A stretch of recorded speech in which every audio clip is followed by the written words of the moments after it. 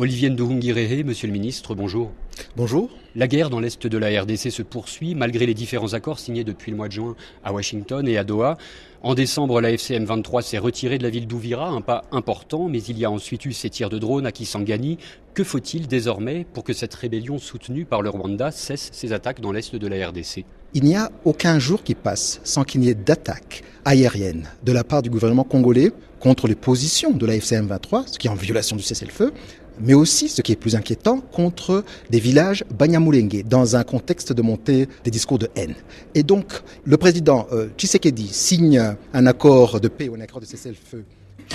Bwana Minisitiri muraho neza, intambara iri kubera mu burasirazuba bwa Repubulika Iharanira Demokarasi ya Kongo iracyakomeje nubwo kuva muri Kamena hasinywe amasezerano i Washington na Doha mu kuboza. AFCM 23 yavuye mu mujyi wa Uvira yari yarafashe nk'intambwe ikomeye, ariko ni nyuma habayeho ibitero by'amadrone mu bice bya Kisangani. Ese ni iki gikwiye gukorwa kugira ngo iri huriro bivugwa ko rishyigikiwe n'igihugu cy'u Rwanda rihagarike ibitero mu burasirazuba bwa Repubulika Iharanira Demokarasi ya Kongo? Nyakubahwa Minisitiri w'Ububanyi n'Amahanga, murakoze. Nta munsi ushira leta ya Kongo itagabye ibitero mu kirere ndetse no mu bice bitandukanye bibarizwamo n'ibirindiro bya FCM 23, kandi ibyo ni ukurenga ku masezerano y'agahenge. Ibirushaho gutera impungenge nuko ibyo bitero byibasira imidugudu y'Abanyamulenge ni mu gihe hagaragara imvugo zibiba urwango. Perezida Tshisekedi yasinye amasezerano y'amahoro n'ukuboko, ariko mu mutima we ibyo ngibyo ntabwo yigeze rwose abisinya. Olivier Nduhungirehe, uyu munsi muravuga ku kibazo cy'Abanyamulenge. Ejo u Rwanda rwashinjwaga kwitwaza ikibazo cya FDLR, umutwe washinzwe n'abagize uruhare muri jenoside yakorewe Abatutsi 94 ugamije guhirika ubutegetsi bwa Kigali. Ni ku ruhande rwa Kongo barashinja u Rwanda gukomeza intambara rugamije gusahura amabuye y'agaciro. Niki mwabivugaho nyakubahwa Minisitiri? Murakoze cyane. Iyo mvugo yo kuvuga ko u Rwanda rugamije gusahura cyangwa se gushaka amabuye y'agaciro, navuga ko ari yo koroshya cyane ikibazo, kuko nta nubwo ari ukuri. Ni mu burasirazuba bwa Repubulika Iharanira Demokarasi ya Kongo hari ikibazo cy'abajenosideri ba FDLR, abanasi basize bahekuye u Rwanda muri jenoside yakorewe Abatutsi 94 bakomeje gushyigikirwa na leta ya Kongo, ndetse bamwe bakinjizwa no mu ngabo z'icyo gihugu cy'abaturanyi. Niyo mpamvu rero amasezerano ya Washington asaba Repubulika Iharanira Demokarasi ya Kongo kwiyemeza gusenya mu buryo bwa burundu uwo mutwe w'abajenosideri, kugira ngo u Rwanda rubone uko narwo rukuraho ingamba z'ubwirinzi. FDLR ni ikibazo gikomeye cyane kiri ku isonga mu mwuka mubi ukomeje kugaragara hagati y'ibihugu byombi, kandi kizakemurwa hakurikijwe ibiteganywa n'amasezerano ya Washington. Nyakubahwa Minisitiri, mu mpera za Mutarama u Rwanda rwemeje ko hari ubufatanye mu by'umutekano hagati yarwo na FCM 23, ni mu gihe mbere rwabihakanaga inshuro zose. Kuki noneho ubu ngubu mwabyemeye? Murakoze. AFCM 23 ni umutwe w'Abanyekongo ushyigikiwe mu buryo bufatika na Repubulika Iharanira Demokarasi ya Kongo, ariko kandi hari inyungu zihuriweho hagati y'u Rwanda na FCM 23, kandi izo nyungu zose zishingiye ku kibazo cya FDLR. Naho ubundi AFCM 23 ni umutwe w'Abanyekongo ukura ubufasha, kandi byose bikabira n'ubundi ku butaka bwabo bwa Kongo. Ariko se kuki mwari mwarahakanye nyine ko hari inyungu cyangwa se ko hari ubufatanye musangiye mbere? Patrick Muyaya ni umuvugizi wa leta ya Kongo yavuze ko ibyo kari ukwemera ibyaha by'ubutegetsi bushingiye ku kubeshya, ariko mu by'ukuri ibyo ntaho duhuriye nabyo habe na gato. Niba hari ubeshya ni leta ya Kongo, kuko ariyo yashyigikiye FDLR ndetse ikanayinjiza mu nzego zayo z'ubu ngubu. N'ubu rero FDLR iracyashyigikiwe na leta ya Kongo. Ubwo rero hagati aho ngaho mukwiriye kumenya mu by'ukuri ubeshya uwo ari we. Patrick Muyaya yego yarabivuze, ariko nyakubahwa Olivier Nduhungirehe, hari amajwi asaba ibihano hirya no hino, ni amajwi mpuzamahanga avuga ko u Rwanda rukwiriye gufatirwa ibihano, kandi Amerika ishobora no kuba yafata ibyo bihano vuba. None nyakubahwa Perezida Paul Kagame nawe aherutse kubivugaho mu magambo akomeye cyane. Mwese mukomeje kugenda mubivugaho mu bihe bitandukanye. Ese nyakubahwa Minisitiri, mubona ibihano bitabateye ubwoba koko? Murakoze. Iyo ibihano biba byarashoboye gukemura ibibazo bya Repubulika Iharanira Demokarasi ya Kongo, ngewe rwose nakwemera ibyo bihano mu gitondo. Murabyibuka mu mwaka wa 2012-2013 nabwo u Rwanda rwafatiwe ibihano. Ese mu by'ukuri byakemuye icyo kibazo cya mama 23 turimo kubona mu mwaka wa 2026?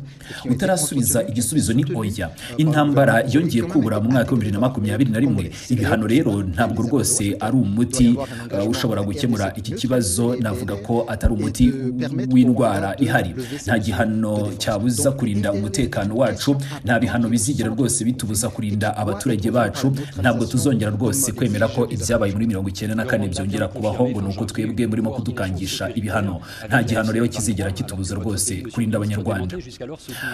Ariko Olivier Nduhungirehe, ibyaha cyangwa se wenda ibikomeje kugenda bibanda avuga ko ngewe bishobora gutera igihombo ku isura y'igihugu cyanyu ndetse no ku bukungu bw'u Rwanda, nubwo muri kuvuga ko ibihano nta kibazo. Ibihano cyangwa se ibyo byose badukangisha byabayeho mbere, ntabwo rero byigeze rwose bidushegesha. Iyo sura y'igihugu mu by'ubukungu urimo kuvuga ntabwo yigeze isubira inyuma. Isi ntabwo ari iy'umuntu umwe, ni y'abantu bose bagomba gukorera hamwe. Ntabwo rero ari ukwikorera umutwaro w'umuntu runaka. Ibihano rero ntabwo ari ikibazo ahubwo ngewe numva ko ari ugukemura intandaro y'ibibazo bya Repubulika Iharanira Demokarasi ya Kongo. Nyakubahwa Olivier Nduhungirehe, amasezerano ya Washington ntiyaba arengera inyungu z'Abanyamerika ku bijyanye n'amabuye y'agaciro aho kuzana amahoro arambye hagati y'u Rwanda na RDC?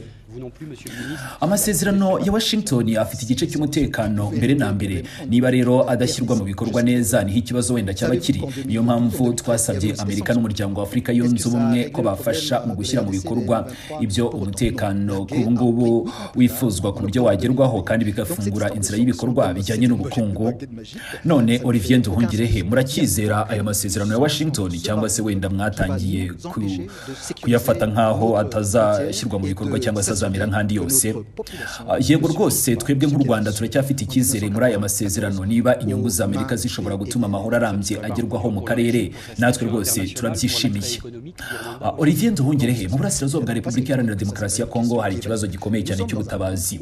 Abantu ibihumbi n'ibihumbi bataye ibyabo, hari inzara kandi imiryango itanga ubufasha iragorwa no kugera ku baturage kubera ko u Rwanda rufitanye imikoranire na AFC M23.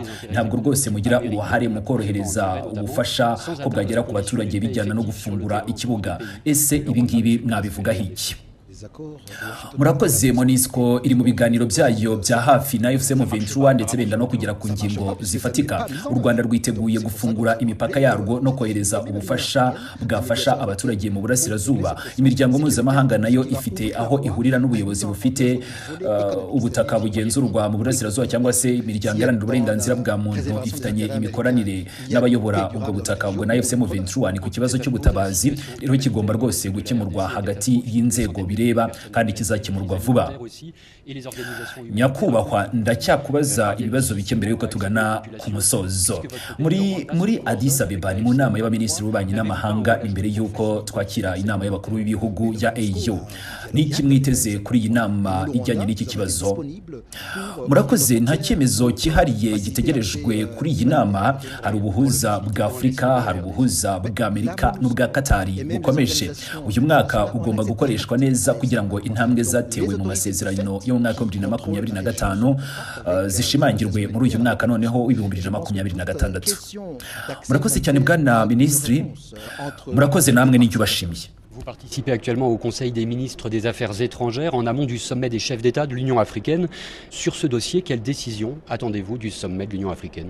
Le Rwanda va pouvoir faire état de son point de vue. Il n'y a pas de décision attendue dans ce sommet sur cette question. Il y a une médiation africaine qui est toujours en cours. Il y a la médiation américaine et la médiation qatari qui sont aussi à l'œuvre. Cette année doit être utilisée à bon escient pour que les progrès dans les accords de paix de 2025 soient consolidés en 2026. Olivier Nduhungirehe, Monsieur le Ministre, merci. C'est moi qui vous remercie.